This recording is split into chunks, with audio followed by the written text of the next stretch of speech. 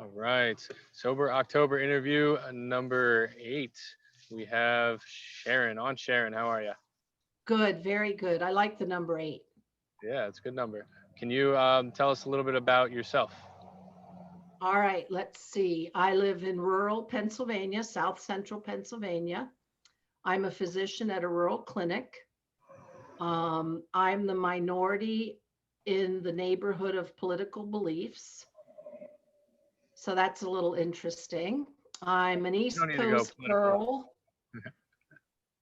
An East Coast girl who never lived in the country until 1999. And I now have a miniature donkey and a horse and 2 goats and some dogs. So I'm an earth girl. And what else would you like to know? Where were you born? I was born in Flushing, New York. Cool. All right.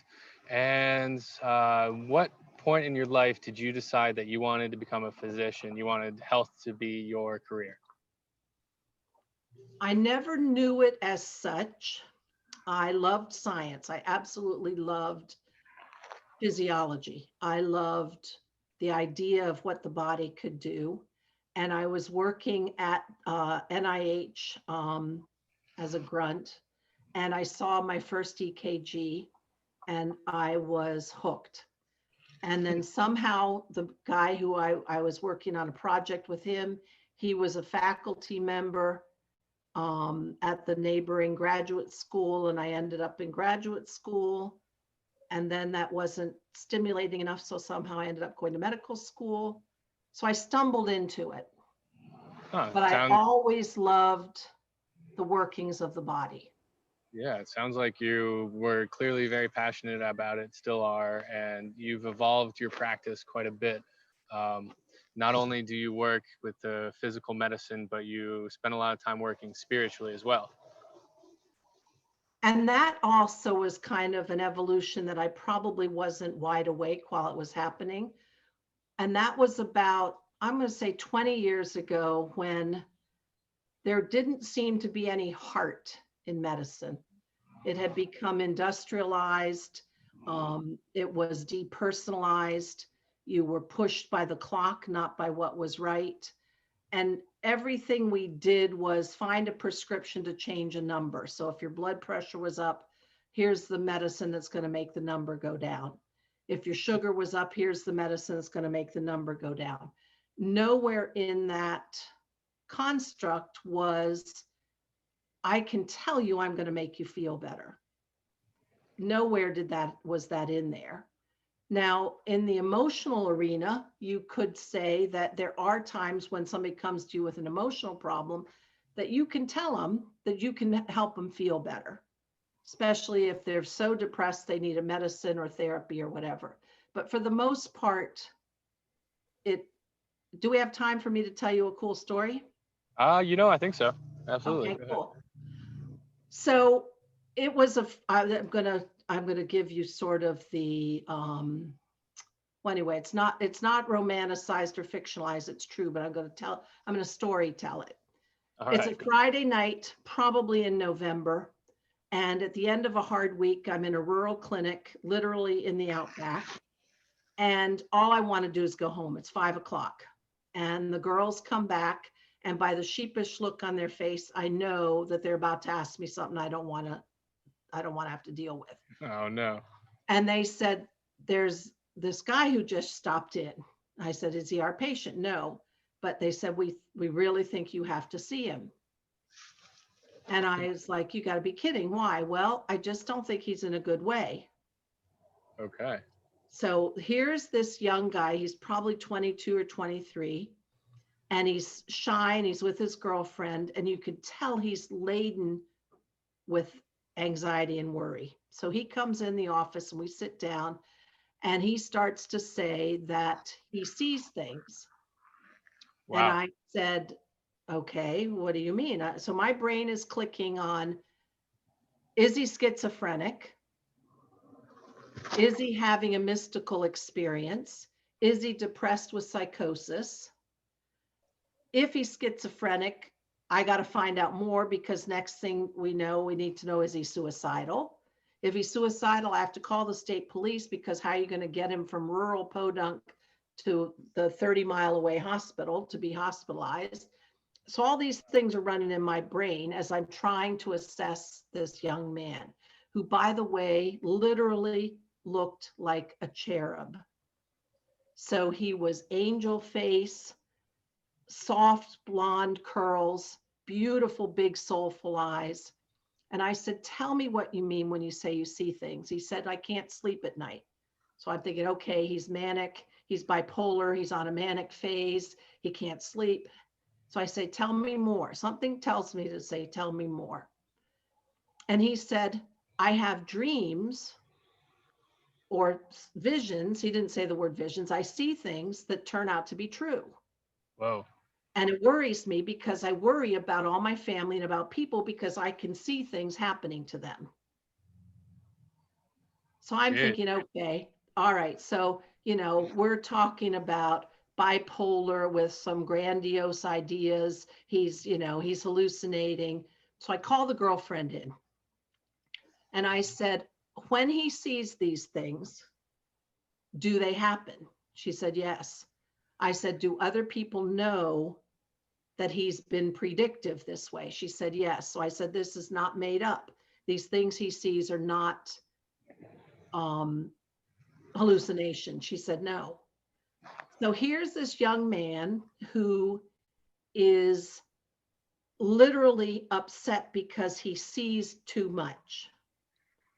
And I'm Sounds thinking to myself, hard to process. Yeah. am I going to put him in the hospital? Can they medicate this out of him? And is it an abnormality? Should it be medicated? And all of a sudden, there was this clear split, like a clear fork in the road.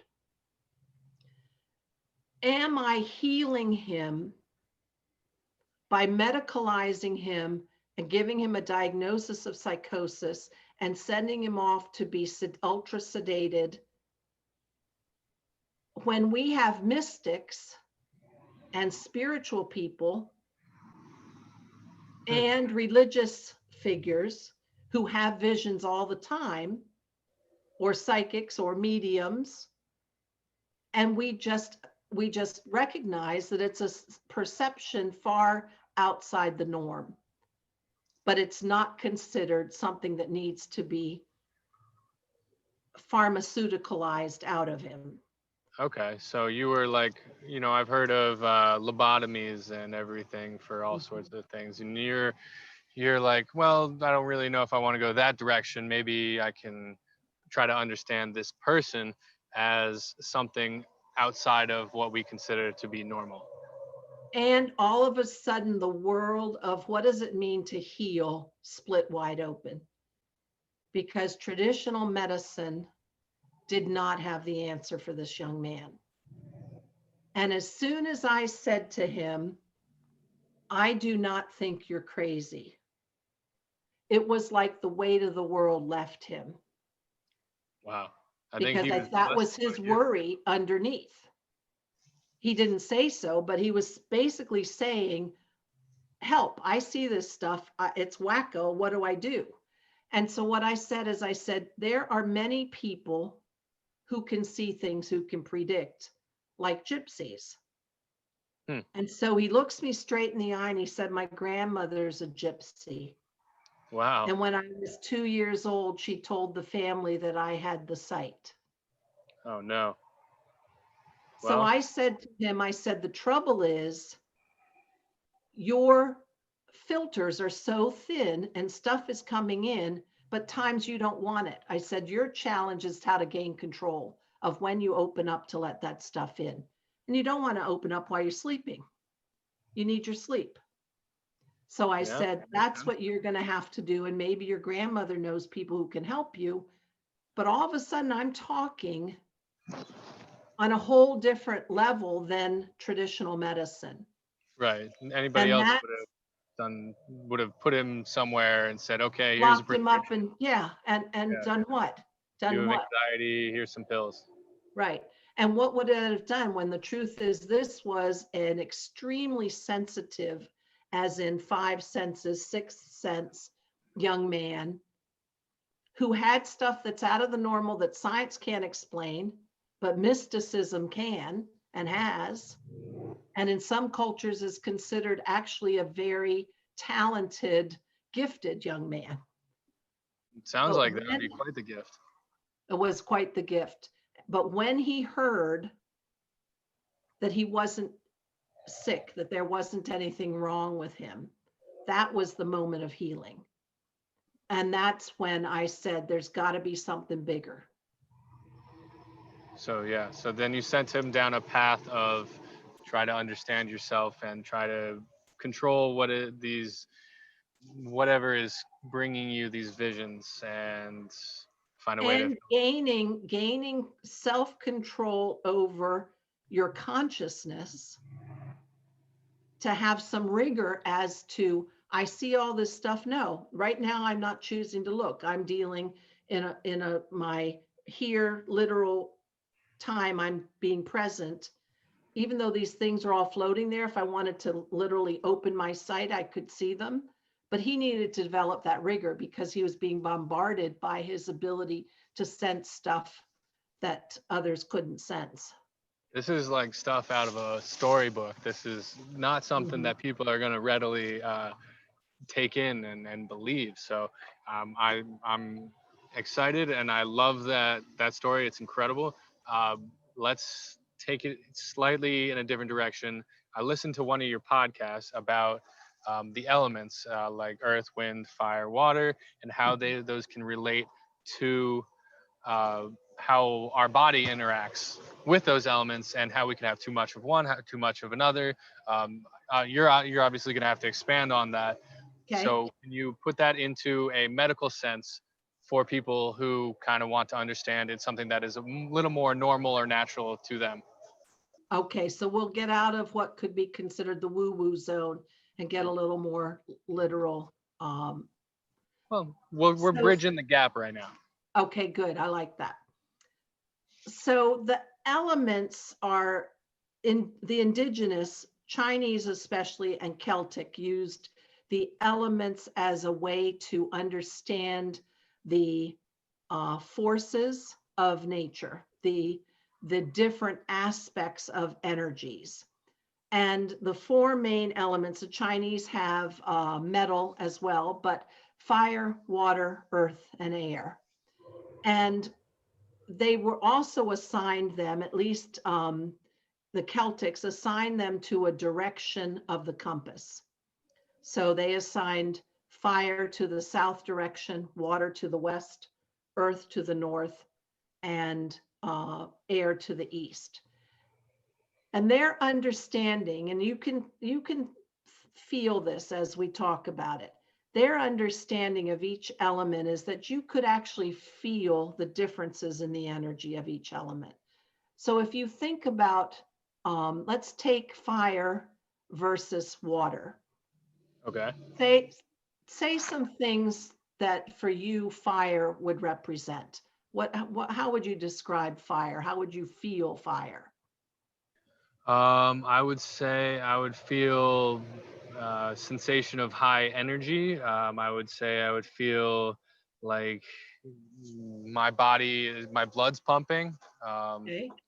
I would say I'm on high alert. So I would say I'd feel in a parasympathetic state. Okay. Sorry, sympathetic state. Okay. And so what other words might you use to describe fire? Fire itself, heat, Mhm. hot, burning, um, destruction. Uh, And along with destruction, if you were to put a piece of wood in that becomes smoke, you could say transformation. Transformation. Okay, absolutely. Okay, so you could say change. You could say volatility. Oh yeah, true. Um, Heat is an obvious one. Change. So, and let's wait and talk about water for a minute before we come back to that. So, how would you describe water? Water. Water. I would say cool. Smooth, adaptable. What other words? Like ice, cold. What's an emotion of water? Oh, feeling calm, Okay. sleeping, depression. Uh, yeah, I, Unless, of course, my, the water is a tsunami, in which case we're not really calm or smooth. But that's true.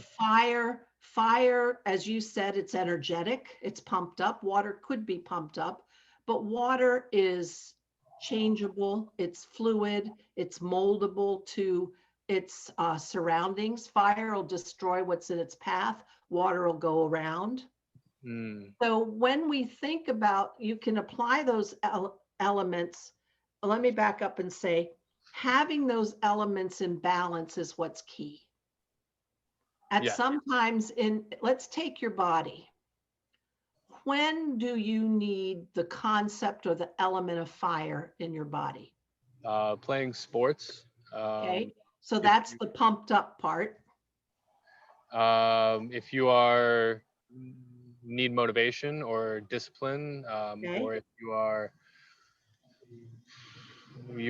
say you're in a or even love, I could say you would need some fire, Okay. passion. Um, Okay. yeah, And that's when in your body might fire be too much? anxiety, maybe. Okay. And Uh, let's take it to the physical. physical. When might fire be too much? When you're sunburnt. That's what's Okay. the first one that's coming to mind. So you have I don't know. a You're bee gonna help me sting. out. You have a bee sting. Okay.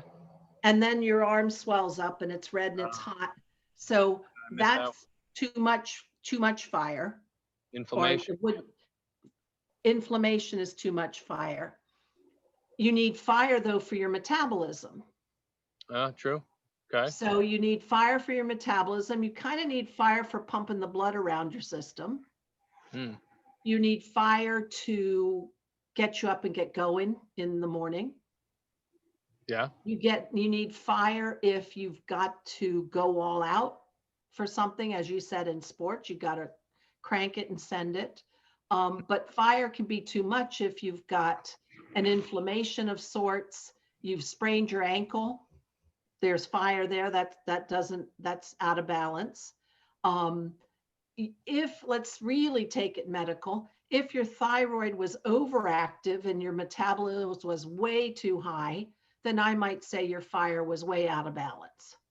Got it. If your psyche was so stressed out and revved up that you were in a fight with everybody, road rage, your fire's too much. So let's take water to the body, either to your psyche or to the physical. Feeling. So if you are physical water, let's see. Feeling of, like I said before, calmness, or if you're trying to sleep, you want to feel like you're in water. I don't know, meditation comes to mind. Um, So you're talking about that sense of being cradled, yeah, waves coming in, waves going out. Okay. the Um, yeah. when could, staying in with the psyche, when could water be over? When could it be too much? If you are feeling depressed, if you're moving in slow motion, you haven't had enough sleep, maybe you are slowing, you can't keep up with the conversation, or if you are feeling like you don't want to work on whatever task it is, you don't want to get out of bed, you don't want to eat, anything like that. And let's take the actual literal of water in terms of the emotions. You're crying all the time. Yeah. You're crying all the time and you can't get a grip. And you've just got emotion after emotion after emotion after emotion without finding your ground. That's probably too much water. Yes. How about in your physical? When could you have too much water or too little? Well, if you're overhydrated or you're Okay. dehydrated, Okay. um, if you're peeing all the time, or if Okay. you have you're thirsty and your mouth is dry. Okay. Um, yeah, so those. And then taking it a little deeper in terms of actual medical diagnoses, if you're in heart failure, you're not clearing the fluid out of your system, it's backing up, your lungs are wet, you can't breathe. So that's literally too much volume. Okay. You get burned and you're blistered, too much water. Too little water, you could even look at, as you said, hydrated, but what if your skin is extra dry, cracking, the bottoms of your feet are cracking? Then you might say too little water. Right. And Okay. one of the things I like to do is to actually try to take an organ system and see where it fits in terms of the elements. So, for example, if you had say you were a diabetic after years and you've had some nerve damage and you've got jagging in your feet, diabetics get neuropathy, then that might be too much air, too much of that, like lightning bolts, like extra stuff. If you were bad arthritis and your joints were stiff, I might say you were too much earth, where you're actually stuck, where you're grounded and you're almost concrete. So Hmm. that might be an overuse of, and perhaps if you had a rheumatologic condition of a bad arthritis that had inflammation, then you might say you're too much earth and too much fire, Ah, interesting. and not enough fluidity, which might be your water. Okay. And if you're stagnant in terms of your psyche, your motivation, perhaps even your circulation, then maybe you don't have enough air. You don't have enough of that breeze going through. Um, so Right. I like to, and the way I say it is not the gospel, it's for each person to assess. I like to look at those elements and think about, where am I in the spectrum? Am I in balance today? Hmm. Am I, and even what you eat, am I overloaded and sluggish? Should I have eaten more light and airy foods? Should I have had foods like cucumbers, watermelon, that have more water content? Have I done the heavy, dense, extra meats, extra, and just Hmm. trying to approach using that paradigm as a way to approach it? It's fascinating. So I think you've covered all of them and basically how they all interlay. I can see a number of different ways in which, Hmm. I said meditation before, but air obviously comes into meditation because a big part of the Hmm. focus is on the breath. So I'm sure there's a bunch of different combinations that are, pieced together through a Right. bunch of different ways. And obviously, I'm not the expert here, but I'm just learning about it. But it seems like the concept is becoming pretty clear, how each elements and where elements come into the body and the inner workings. And I think your way and anybody's way, they look at it, their perspective is valuable. It doesn't have to be the way I described it. But for example, you know that you need some meditation and you need more breath, or you've been so stagnant, you've got to get out and run and get your blood pumping. So you're adding more fire, or you've been rigid in your approaches to things. So you're going to now be more malleable, kind of flow between the rocks rather than get bammed. So you can apply those in any way you want to it, however it suits and how you feel about it. That's awesome. That's very cool, and I really like this description, and I cannot wait to hear more about it. Um, but in the interest of keeping things within, a reasonable time, so we don't Okay. end up with a, hour-long Okay. interview that people Or might not. Joe Rogan 3 hours later. I don't know how he makes through the 3 hours, but anyway, Oh man, I will say that I'm not on his level, but I do listen to his entire podcast quite frequently. do you? Um, yeah, whether or not how you feel about him, I think there are a lot of nuggets of information that are very useful. Oh, he's very bright and he's intense and he researches his stuff. But 3 hours is about 2 hours too long. Yeah, yeah, Mhm. it is. It's quite a journey. But while I was driving around the country, I had a lot of time. So Yes. yeah, it's a lot of Joe So Rogan episodes, he along with. was your co-pilot. Oh man, it was him. It was audiobooks. This other guy, Ben Uh-huh. Greenfield, as well. I don't know if Uh-huh. you've heard about him, but I haven't, but I'll look him up. Mhm. he's another guy who I really like to listen to and kind of hear new ideas about health and wellness and that kind of stuff. Cool. Cool. So yeah, like I said, wrapping it up. Let me hear. Could you first tell me who would you like to do a TED talk or an interview on the elements and how they relate to health? Is there anybody that you follow that you go to for information? I would probably ask my teacher, Dr. Carl Greer, not because he's published any books about it, but because he is a martial artist as well as a Jungian psychologist. And he would really get the energetics of it and he would get the health of it. So having him take that topic and dissecting it and analyzing it and putting it out would be awesome. Very cool. All right. And last question: how would you give uh, insight to people who are trying to complete sober October or trying to let go of any sort of vice? What would you tell? What would you tell to them? And break it down in a couple sentences, paragraph. Okay. First of all, the fact that we're calling it a vice means it's out of balance. Hmm. So right away, you can see yourself somewhere where things are not modulated.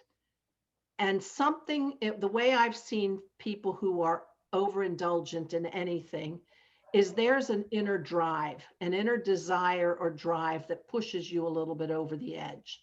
So I would say drop inward and at that moment where you're craving something, try to see what it is that you really desire.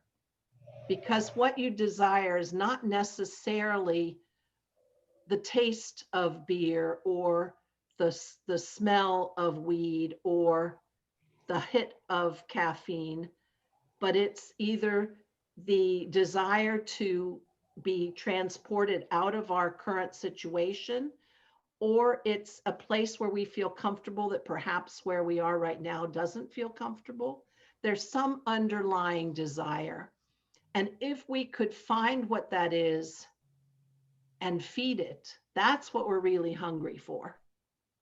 That Something a little bit deeper, because otherwise we've gone out of balance. that And makes the total sense. answers, meditation, you'll find the answer because it'll come to you. Your soul or your spirit guide will whisper to you and you'll get the answer. All right. So a lot of people are really aversive to meditation. Maybe they're not ready to approach their mind in that way. What kind of advice would you give to somebody who is new to meditation? First of all, I'm one of those people, I can't stand sitting still in my own head. My brain goes around and around and around. So what I do is I listen to a guided visualization because that gives me a story that I can track with my brain that's going around and around. And that allows me to stay calm. It allows me to breathe while I've got the story leading my crazy mind that never shuts up. So for me, being totally quiet, just focus on your breath in and out. I'm done in about 3 seconds. I'm like, oh my God, let me out of here. But a guided visualization by somebody who has a calming voice, and there are many, many people out there, and just follow that and let that track and take you because it's the quieting. And as you said, bringing the parasympathetic in, that where the healing happens. All right. That's beautiful. Well said. So we're going to wrap it up there. Thank you so much for your time. I appreciate you having Thanks, Carl. Very nice talking to you. you. And I love that you're in that beautiful part of the woods. Yeah, it's beautiful out here. All Yeah. right. Thanks a Good lot. night. Thank you. Bye.